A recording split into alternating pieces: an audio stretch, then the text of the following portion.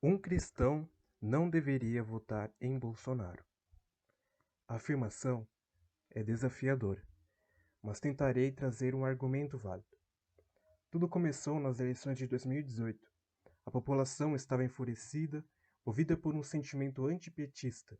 Via todos os dias nos noticiários casos e mais casos de corrupção do governo serem escancarados, graças às operações da Polícia Federal.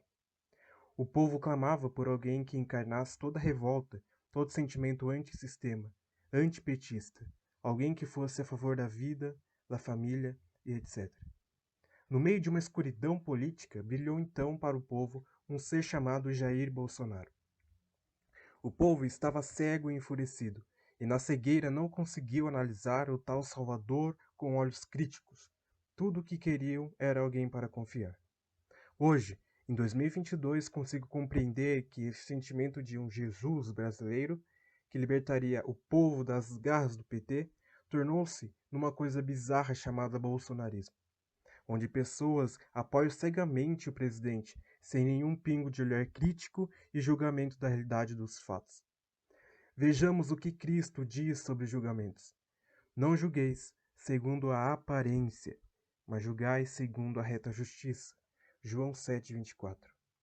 Quando uma pessoa se ergue no meio da multidão e grita em alto e bom tom o quanto é defensora da família, dos costumes, da vida e do evangelho, todos os que estão ao seu redor e que escutam, de maneira nenhuma deveriam ficar maravilhados. Devemos julgar todas as coisas segundo as sagradas escrituras, e não pela aparência do que é bom, do que é ético, do que é do cidadão de bem e etc. O que Cristo diz sobre os que se apresentam como bons pastores? Acautelai-vos, porém, dos falsos profetas, que vêm até vós vestidos como ovelhas, mas interiormente são lobos devoradores. Porque seus frutos os conhecereis. Porventura colhem-se uvas dos espinheiros, ou figo dos abrolhos? Mateus 7, 15 e 16. Com base no que foi dito até aqui, vamos fazer uma breve recordação de alguns frutos de Bolsonaro. Na campanha, Bolsonaro deixou claro e prometeu proteger a família brasileira. Bem, de fato ele fez isso, mas omitiu que todos os que ele se referia a uma única família, que é a dele próprio. Após Bolsonaro tomar posse em 2019, surgiu na mídia a notícia que iria, de maneira derradeira, mudar os rumos do Brasil. As acusações de rachadinha no gabinete de Flávio Bolsonaro, seu filho. Muitos acreditam que a partir daí Bolsonaro tinha apenas um único objetivo: proteger sua família e a si próprio, pois este foi o primeiro ato de um filme todo de ações políticas com objetivos pessoais. Vamos listar algumas aqui.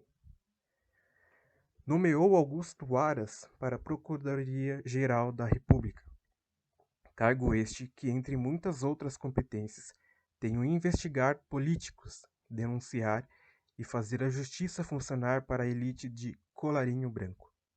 Hoje, toda e qualquer ação judicial envolvendo o presidente da República só pode ser movimentada por Augusto Aras.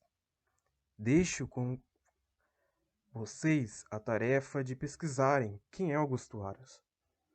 Só daria uma palhinha: ele não é de direita e sempre deixou claro que a Operação Lava Jato não lhe agradava. Operação esta que condenou Lula. Bolsonaro sistematicamente demite delegados da Polícia Federal, curiosamente quando estão chegando perto demais de sua família. Bolsonaro se aliou ao tão criticado Centrão, mas teve que pagar por isso, distribuindo cargos públicos para pessoas indicadas por eles. Cargo estes que possuem muito dinheiro disponível para ser gasto, dinheiro do povo que será usado para vontades pessoais.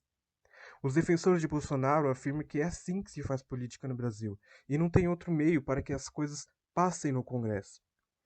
Para vocês eu deixo a pergunta: por que então não foi pautada a PEC administrativa? Por que não foi pautada a PEC da reforma tributária? E muitas outras coisas. Como resultado dessa aliança, Bolsonaro foi obrigado a indicar Cássio Nunes para a vaga do Supremo Tribunal Federal. Para aliviar sua barra com os apoiadores, afirmou estar 100% alinhado com ele. Adivinhe só, O voto a favor que foi decisivo na soltura de Lula foi exatamente de Cássio Nunes. Enfim, todos esses fatos verificáveis aqui relembrados podem nos levar à conclusão de que Bolsonaro não é quem ele diz ser. Bolsonaro não faz o que discursa. Bolsonaro não defende aquilo que ele professa defender. Bolsonaro é simplesmente um político perverso, tradicional, que se aproveitou de uma situação ímpar em 2018 para conquistar poder para o seu próprio bem. Pois no fundo, nem na família dele ele pensa, porque uma hora ou outra as investigações chegariam nele próprio, como já chegou várias vezes, mas foi abafada. Mas e o Lula? E o PT? Você não vai falar nada? Vai votar no Lula então? Veja, isso deve estar passando na sua cabeça agora, como passa em todos que ainda apoiam o presidente, porque já não se trata mais de política, mas sim de emoções. O cristão não precisa temer o lobo. O cristão não precisa analisar e julgar aquele que já se sabe que é criminoso, mau caráter, corrupto. Quando o lobo se aproxima das ovelhas, elas já saem correndo, como certamente deve fazer para sua sobrevivência. Lula já se mostrou ser lobo para o nosso país. Ao contrário do lobo, o falso profeta precisa ser desmascarado, porque ele continua a enganar e iludir a muitos com a sua pele de ovelha. Ao contrário do lobo, que todos já conhecem e já não podem se desculpar dizendo que foram enganados. Mas receio que, assim como a serpente enganou a Eva com a sua astúcia, assim também seja corrompido a vossa mente e se aparte da simplicidade e pureza devidas a Cristo. 2 Coríntios 11, 3.